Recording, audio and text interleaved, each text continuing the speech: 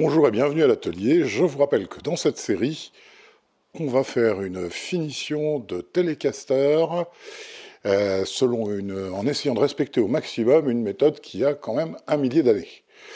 J'ai reçu 2 colis du Japon, on s'y met tout de suite.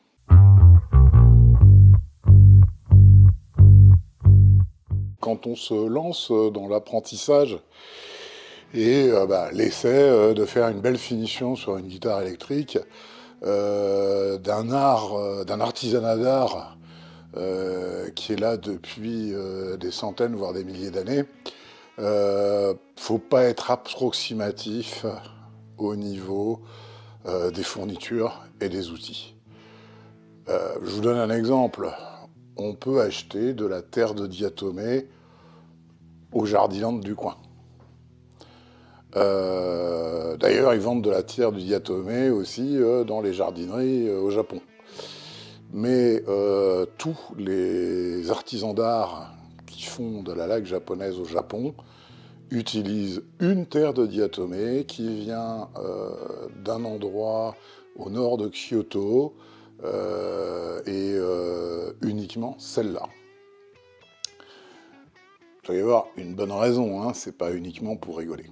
Donc, ce que j'ai fait, c'est j'ai regardé, il y a quelques fournitures qui sont disponibles chez les distributeurs européens,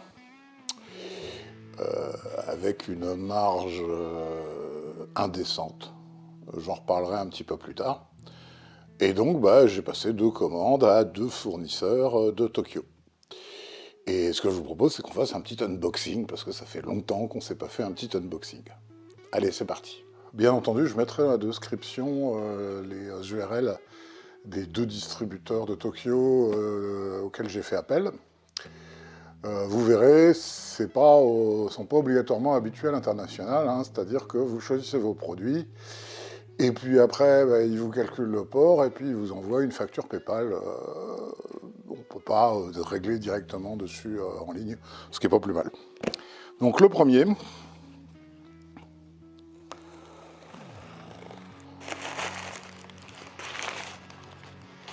on a de la laque. Vous voyez que même eux,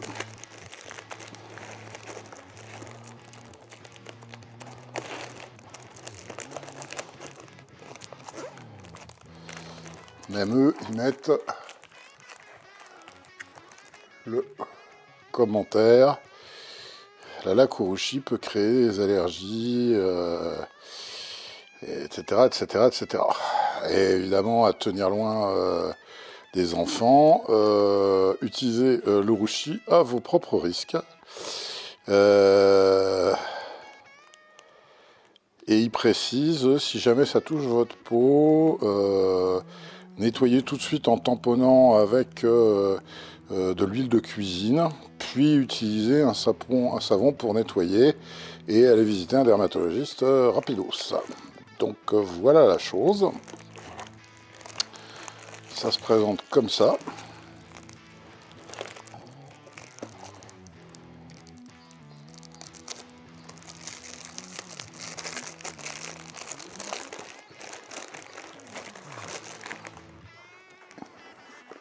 Et ce sont des tubes de laque.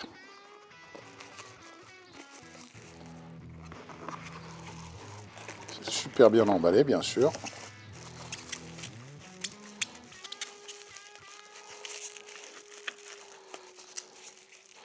Évitez de percer le tube.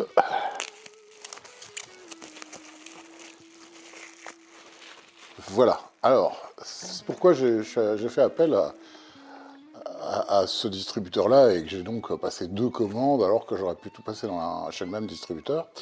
C'est parce que ce distributeur-là est le seul qui fait traiter la laque brute, puisque c'est de la laque pure cette fois-ci, de la laque brute, hein. On reviendra sur les différentes appellations. En fait, ils ajoutent une protéine qui diminue extrêmement l'aspect allergisant de l'urushiol, de la toxine. Et donc, c'était le seul qui faisait cette laque, et vous voyez qu'il y a marqué faiblement allergique. C'est pour ça que j'ai pris celle-là. Par rapport aux distributeurs français, hein, j'ai fait mes petits calculs, frais de port, douane et tout le cinéma. Hein. Vous avez des distributeurs européens, il n'y en a pas en France, mais il y a deux distributeurs allemands, je crois, qui proposent de la laque brute. Alors, c'est pas de l'hypoallergénique, mais il la propose au même prix que le prix que j'ai payé avec port et frais de douane. Sauf que eux, c'est des flacons. Sauf que c'est des flacons de 40 grammes. Et là, c'est des tubes de 100 grammes. Bon, bah voilà, quoi. Ils margent à 2,5. D'où ma commande chez ce japonais. D'une manière générale, mais on en reparlera au niveau du processus de rangement, de nettoyage des outils, etc., c'est mieux de garder les tubes de laque, surtout entamés, au réfrigérateur. Mais, si vous faites ça, vous le mettez dans une boîte spéciale, recouverte de scotch, avec un avertissement, surtout si vous avez des enfants qui vont dans le frigo de temps en temps, hein, ce serait vraiment dommage qu'ils aillent jouer avec quand même un produit toxique. Donc on a les tubes de laque.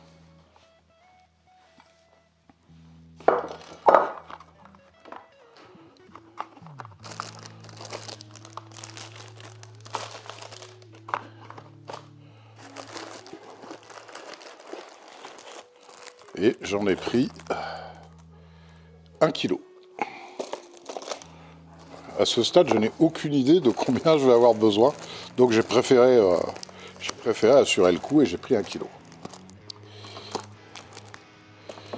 La deuxième chose que vend ce distributeur,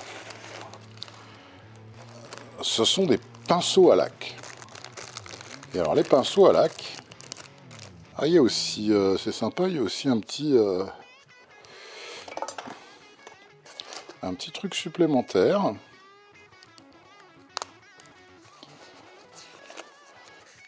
Du papier filtre spécial, je reviendrai dessus. Et puis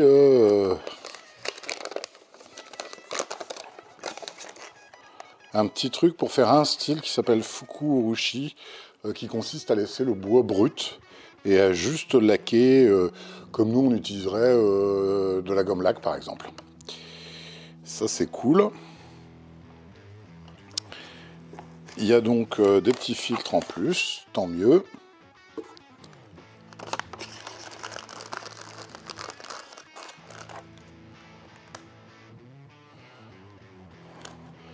Ils ont donné aussi en cadeau, ça ce sont de la Mother of Pearl, de la nacre broyée, qu'on peut déposer sur la surface pour faire un autre style encore de laquage, de manière à faire des dessins après ponçage. Vous voyez, ils ont mis un petit échantillon, là, c'est très très cool.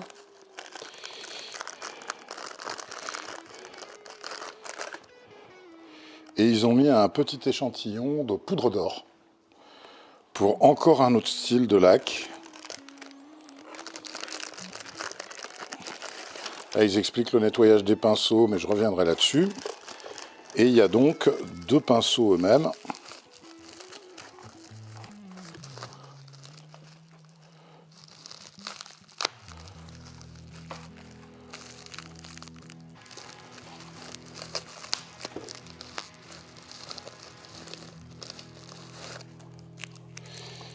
Qui, comme les rabots japonais, ne sont pas finis.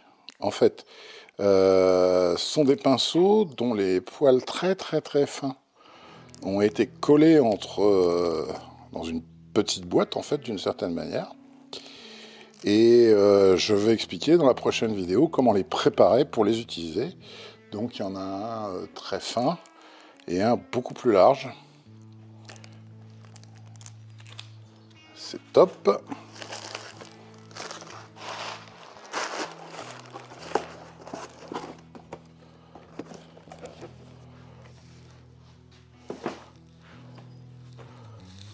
Et on attaque le deuxième colis.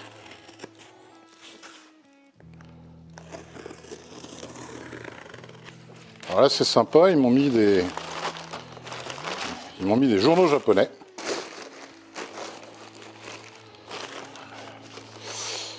Ça permet de se cultiver tout de suite. Je vais garder précieusement ces journaux japonais.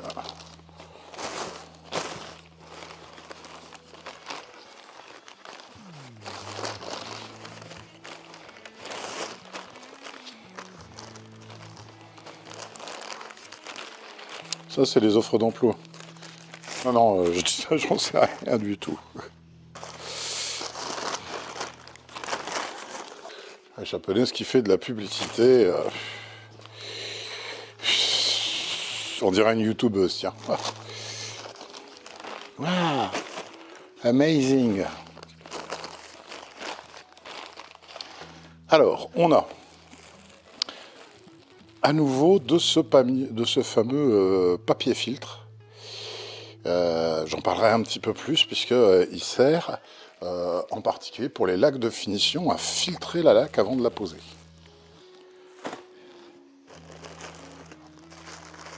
On a de la toile très très très fine et ça on s'en servira au niveau de l'après.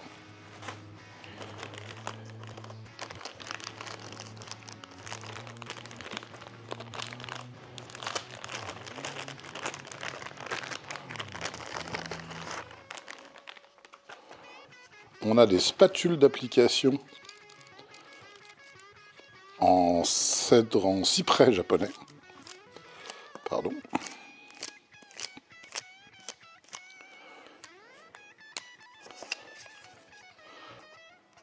Qui sont souples. Elles ne sont pas complètement finies, donc il faudra les finir.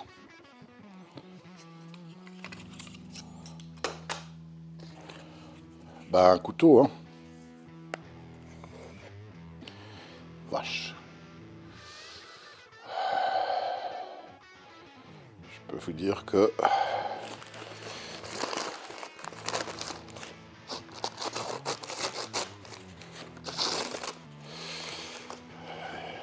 il coupe machin. Hein.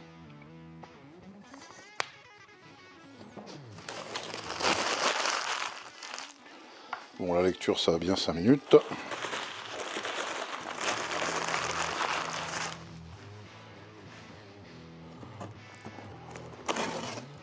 J'ai pris aussi des plaquettes de cyprès japonais pour faire soi-même ces spatules. Et je vous montrerai comment faire soi-même ces spatules.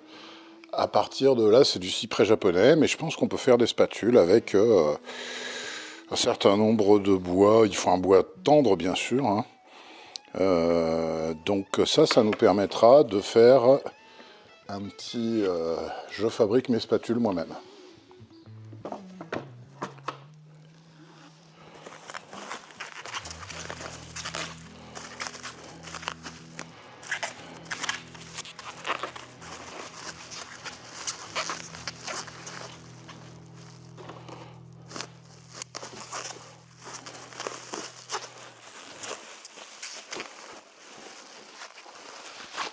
Ça, honnêtement, j'aurais pu le fabriquer, mais j'ai trouvé ça très très beau.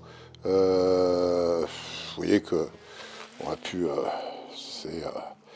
c'est quand même de la petite menuiserie.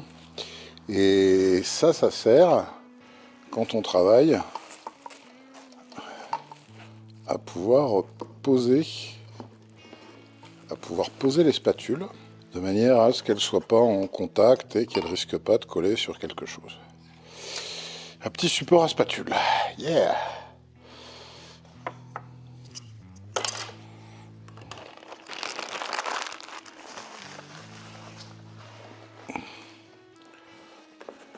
On a ensuite à nouveau de la laque. Et cette fois-ci, ce sont des laques intermédiaires et des laques de finition. Donc il va falloir que j'étiquette tout ça. La différence, c'est qu'elles n'ont pas été... La sève de l'arbre à laque n'a pas été récoltée à la même période. C'est-à-dire que la laque qu'on a vue jusqu'à présent, qui était de la laque brute, elle est récoltée en fin de saison. Hein. La saison s'étale à peu près de mai à novembre. Donc la laque brute, elle est récoltée en octobre-novembre. Elle a très peu d'eau. Et les laques de finition, les laques de la plus grande qualité, elles sont récoltées juillet-août.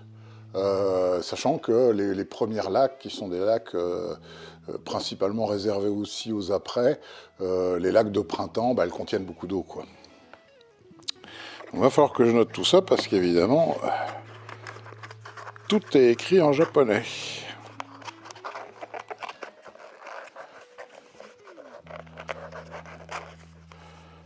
Donc il y a un certain nombre de lacs.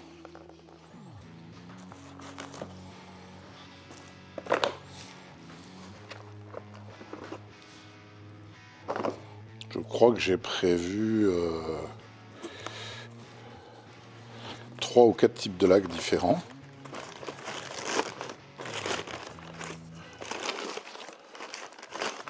Pour les charges, quand on fera l'après, il y a un petit tamis fin. On utilisera aussi ça pour la sûre, par exemple.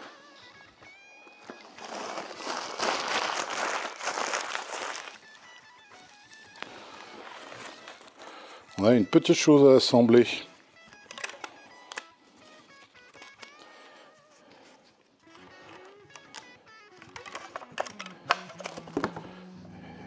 Et vous verrez cette chose.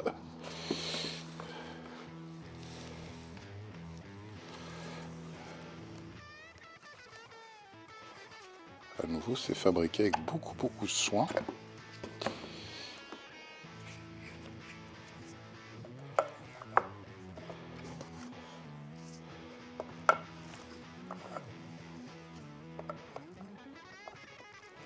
Ça va là-dedans. Et ça va là-dedans. Ça va nous permettre, en fait, une fois qu'on aura mis la laque dans une ou plusieurs couches de papier filtre, à tordre ce papier filtre en bloquant une extrémité ici et l'autre extrémité sur le cordon. Et en dessous, on met un bol pour récupérer la laque filtrée. Voilà la chose en question. Ensuite, on a du colorant vermillon pour faire la laque vermillon. Alors initialement, je voulais le colorant qui est utilisé depuis au moins 3000 ans au Japon, qui est connu aussi d'Europe, qui s'appelle le cinabre. Mais le cinabre, c'est un oxyde de mercure, donc il ne voyage pas. Donc ils m'ont gentiment envoyé un petit mot en disant, voilà, est-ce qu'on peut vous remplacer? On ne peut pas vous exporter le cinabre. Est-ce qu'on peut vous remplacer ça par un colorant vermillon de grande qualité? Et donc voilà la chose.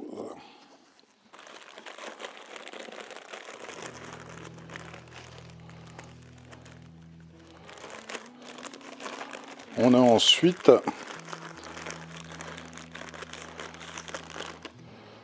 cette fameuse terre de diatomée qui nous servira à faire un des apprêts, qui s'appelle Jinoko.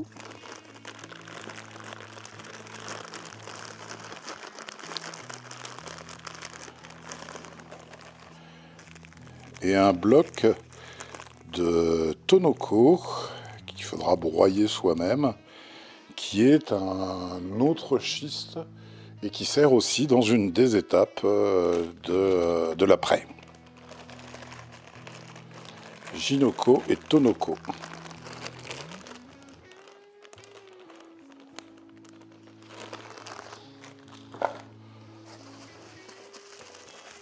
Et enfin, et ça j'ai pas réussi à trouver en Europe,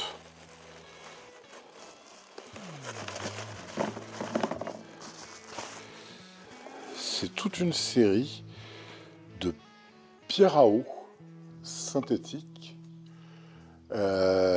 qui sont absolument parfaites et qui n'ont pas besoin d'être conservées dans l'eau, c'est-à-dire qu'on ne met de l'eau que quand on les utilise. Donc ici on a 3000, 1500, 400, 600, 1000,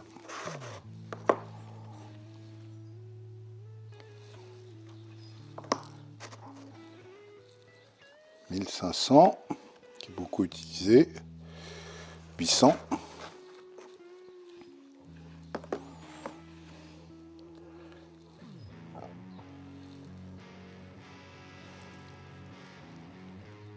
Et du totalement illisible. Du 2000, pardon. Donc il y a des codes couleurs. Je vais tout de suite mettre sur une feuille de papier pour m'en rappeler les codes couleurs. Et ces pierres, je ne vais pas uniquement m'en servir pour le laquage. Quand on fait la phase de polissage, avant de passer les produits de polish sur un vernis PU ou sur de la nitrocellulosique, c'est absolument génial ces petits blocs pour travailler. 600 et 400. Voilà, bah on a ce qu'il faut.